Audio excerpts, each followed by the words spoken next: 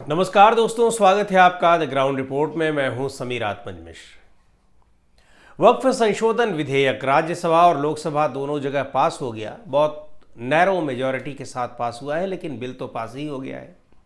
अब राष्ट्रपति की मुहर लगनी है इस पर। राष्ट्रपति के हस्ताक्षर के बाद ये कानून का स्वरूप ले लेगा। तो अब सारी बाधाएं पार कर चुका है। राष्ट्रपति के सिग्नेचर में कोई दिक्कत ही नहीं है, उनको सिग्नेचर तुरंत कर देना है।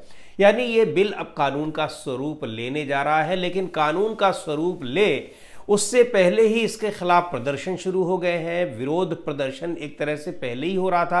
अब देश भर में कई जगहों पर इस बिल के राज्यसभा से पास होने के बाद ही तमाम जगहों से प्रदर्शन की खबरें आने लगी। लगातार विरोध हो रहा है। गुजरात में हो रहा है, पश्चिम बंगाल में हो रहा है, इसके अलावा महाराष्ट्र में हो रहा है, तेलंगाना में हो रहा है, आंध्र प्रदेश में हो रहा है। यानी पूरा देशव्यापी इसका जो विरोध है बिल के खिलाफ वो हो ही रहा है। और कानून बनने से पहले ही ये कोर्ट में भी पहुंच गया। सुप्रीम कोर्ट में इसके खिलाफ एक पीआईएल दाखिल की है जावेद अहमद, जो कांग्रेस पार्टी के सांसद हैं बिहार से।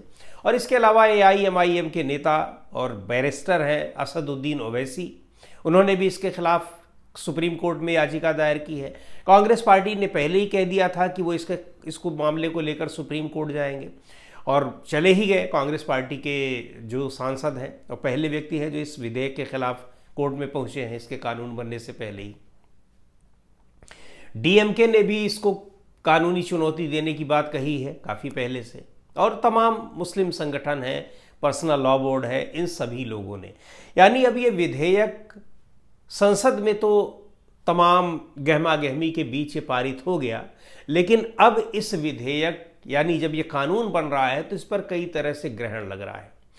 मुस्लिम संगठन बिल्कुल उसी तरीके से एक देशव्यापी विरोध प्रदर्शन की तैयारी में है जैसे कृषि कानूनों को लेकर किया गया था। उनका कहना भी है, लॉजिक भी है, कि कृषि कानूनों को किसानों से पूछकर तो लागू नहीं किया गया। किसानों ने उसका विरोध किया, बिना उनसे पूछे कि आपको क्या चाहिए। ये बता दिया कि आपके बड़े फायदे के हैं, तो किसानों ने कहा हमें तो इससे कोई फायदा नहीं है। बैठे रहे धरने पर, देशव्यापी प्रदर्शन उन्होंने किया, और आखिरकार सरकार को उस विधेयक को वापस लेना पड़ा, उस कानून को वापस लेना पड़ा। अब इसको लेकर भी बड़े विरोध प्रदर्शन की, शांतिपूर्ण प्रदर्शन की तैयारियां हो रही हैं। तमाम मुस्लिम संगठन इसके खिलाफ सड़कों पर उतरने को तैयार हैं, और बहुत सारे प्रदर्शन शुरू भी हो चुके हैं। इन सब के अलावा जो महत्वपूर्ण बात है कि कोर्ट में जब इसको चैलेंज किया जा रहा है तो कोर्ट में इसके टिके रहने की संभावना कितनी है। ये कहा जा रहा है कि अगर ये कानून गया, चूंकि इस पर जो सबसे बड़ा आरोप लग रहा है वो कहा जा रहा है कि ये असंवैधानिक है, गैर कानूनी है, ये संविधान के प्रावधानों का ही उल्लंघन कर रहा है, बेसिक प्रावधानों का उल्लंघन कर रहा है। क्योंकि इस विधेयक में तमाम ऐसी बातें कही गई हैं और जिस तरीके से इसको पास किया गया है वो संविधान के बहुत सारे प्रावधानों का, जिसमें मौलिक अधिकार भी शामिल है, ये उनका उल्लंघन करता है। जावेद अहमद जिन्होंने इसको चैलेंज किया है, सबसे पहले वो कह रहे हैं कि ये सबसे महत्वपूर्ण बात है कि ये आर्टिकल 14 यानी जो संविधान में हमारे आर्टिकल 14 है, राइट टू इक्वेलिटी, सबसे पहले तो ये उसी का उल्लंघन कर रहा है। इसलिए कर रहा है क्योंकि वक्फ की संपत्तियां मुसलमानों की संपत्तियां हैं। आप उनकी संपत्तियों का मैनेजमेंट अपने हाथ में ले रहे हैं और उसमें सभी धर्मों के लोगों को शामिल कर रहे हैं, यानी गैर मुस्लिम लोगों को भी आप शामिल कर रहे हैं। लेकिन किसी दूसरे धर्म की संपत्तियों को लेकर आप उसे दूसरे धर्म के लोगों को मैनेजमेंट उसका आप नहीं दे रहे हैं। तो ये राइट टू इक्वेलिटी यानी समानता का जो अधिकार है उसका सीधे तौर पर उल्लंघन कर रहा है। इसके अलावा आर्टिकल 25 और 26 के उल्लंघन की बात कही जा रही है, जो बिल्कुल साफ है। आर्टिकल 25 कहता है वो आपको धार्मिक आज़ादी देता है, हर व्यक्ति को अपने पसंदीदा धर्म को स्वीकार करने, उस धर्म का आचरण करने, यानी धार्मिक स्वतंत्रता का कुल मिलाकर अधिकार देता है।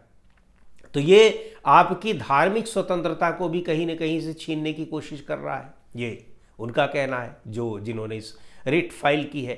26 आर्टिकल 26 ये सारे मौलिक अधिकारों के प्रावधान हैं, और आपको बता दें कि मौलिक अधिकारों के प्रावधानों का कस्टोडियन सुप्रीम कोर्ट होता है। यानी उसके खिलाफ उसका अगर हनन किया गया, उसका उल्लंघन किया गया, जो भी एजेंसी जो भी संस्था कर रही है, तो उसका संज्ञान सीधे सुप्रीम कोर्ट ले सकता है, चाहे किसी के PIL के जरिए, और कई बार अपने आप भी संज्ञान ले सकता है। और उस एजेंसी के खिलाफ जिसने इसका वायलेशन किया है, उल्लंघन किया है, उसके खिलाफ वो कानूनी कार्रवाई कर सकता है, सख्ती कर सकता है, सजा दे सकता है। तो ये तमाम प्रावधानों का उल्लंघन करता दिखाई पड़ रहा है। 25 का आर्टिकल 26 कहता है कि धार्मिक हर व्यक्ति को अपने धर्म से संबंधित चीज़ों का, संस्थाओं का मैनेजमेंट करने का, प्रबंधन करने की आज़ादी है, उससे कोई उसको रोक नहीं सकता है। तो वक्फ की संपत्तियां भी हैं, मुस्लिम धर्म से संबंधित लोगों की संपत्तियां हैं, वो अपना मैनेजमेंट खुद कर सकते हैं, इससे उनको रोका नहीं जा सकता।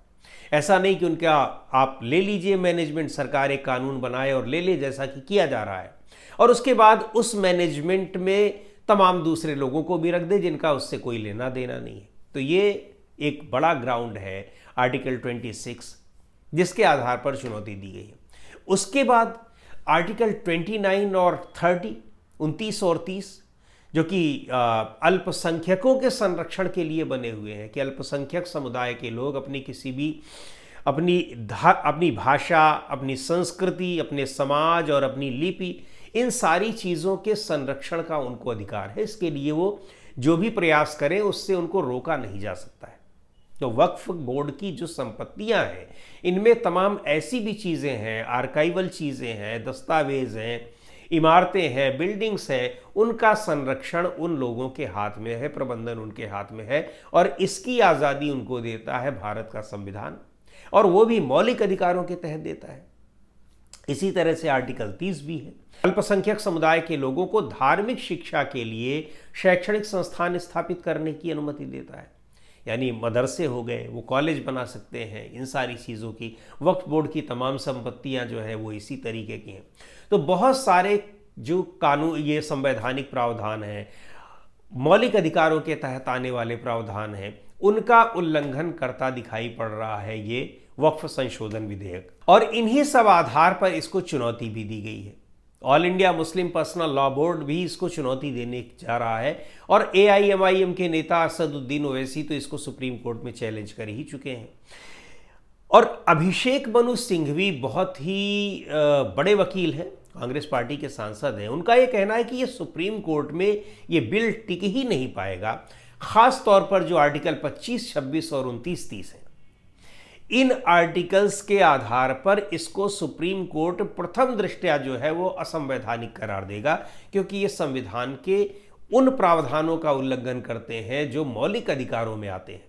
और मौलिक अधिकार जो हैं ये बेसिक फीचर्स हैं, ये किन्हीं भी कीमत पर ना तो इनको सस्पेंड किया जा सकता है, और इनके उल्लंघन का तो सवाल ही नहीं उठता। तो अब इसका उल्लंघन करने के लिए अगर संसद का सहारा लिया गया है, तो संसद के कानून को भी निरस्त करने की ताकत सुप्रीम कोर्ट में है, वो इसको निरस्त कर सकता है। तो अब एक लंबी लड़ाई सरकार के सामने है। एक तो एक शांतिपूर्ण आंदोलन जिसकी घोषणा की है मुस्लिम संगठनों ने, एक तो उसका सामना करना है। शांतिपूर्ण आंदोलन का सामना करना आसान बात नहीं होती है। आपको याद होगा, कृषि कानूनों के खिलाफ किसानों ने साल भर धरना दिया, प्रदर्शन किया, और जगह जगह प्रदर्शन हो रहे थे, दिल्ली पहुंच रहे थे, दिल्ली उनको रोका गया, तो दिल्ली की सीमाओं पर वो बैठ गए। साल भर से ज़्यादा उनका धरना प्रदर्शन चला, शांतिपूर्ण तरीके से चला, वायलेंस करने की कोशिश भी की गई, षड्यंत्र भी किया गया, लेकिन वो कहीं से साबित नहीं हुआ। तो आखिरकार सरकार को झुकना पड़ा। ये तक कहा गया कि ये सब जो धरने पर बैठे हैं किसानों के लिए, चूँकि ज़्यादातर उसमें बहुत सारे किसान पंजाब के थे, हम ज़्यादातर भी नहीं कहेंगे क्योंकि बहुत सारे जो उत्तर प्रदेश की सीमा पर बैठे किसान थे, उनमें सरदारों की संख्या ज़्यादा नहीं थी।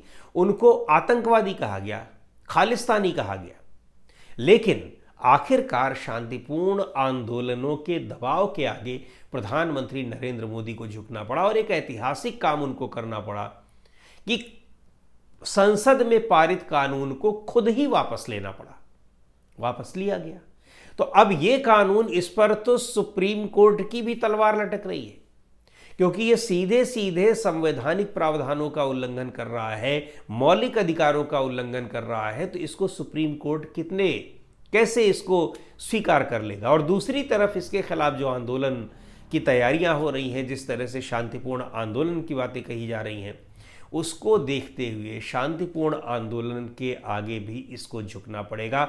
और यही आंदोलन करने के लिए जो चेतावनी दे रहे हैं जो संगठन, उनका भी यही कहना है कि हमारे शांतिपूर्ण आंदोलन के आगे सरकार को झुकना ही पड़ेगा, और नहीं तो फिर कोर्ट है ही, और कोर्ट से लोगों को उम्मीद है कि उन्हें न्याय मिलेगा। क्या होता है देखने वाली बात है, लेकिन महत्वपूर्ण बात यह है कि जनता दल यूनाइटेड इस विधेयक के समर्थन के बाद पूरी तरह से बिखरता दिख रहा है। और केवल जनता दल यूनाइटेड ही नहीं, उत्तर प्रदेश में राष्ट्रीय लोकदल भी बिखरता हुआ दिखाई दे रहा है। तड़ातड़ इस्तीफे वहां भी शुरू हो गए हैं। तो दोस्तों, आज के इस वीडियो में इतना ही। अगले वीडियो में फिर मिलेंगे एक नए विषय के साथ, एक नए मुद्दे के साथ। द ग्राउंड रिपोर्ट के यूट्यूब चैनल को आपने अब तक सब्सक्राइब न किया हो तो ज़रूर कर लें। हमारे वीडियोस को लाइक करें, शेयर करें और अपने सुझाव भी हमें ज़रूर दें।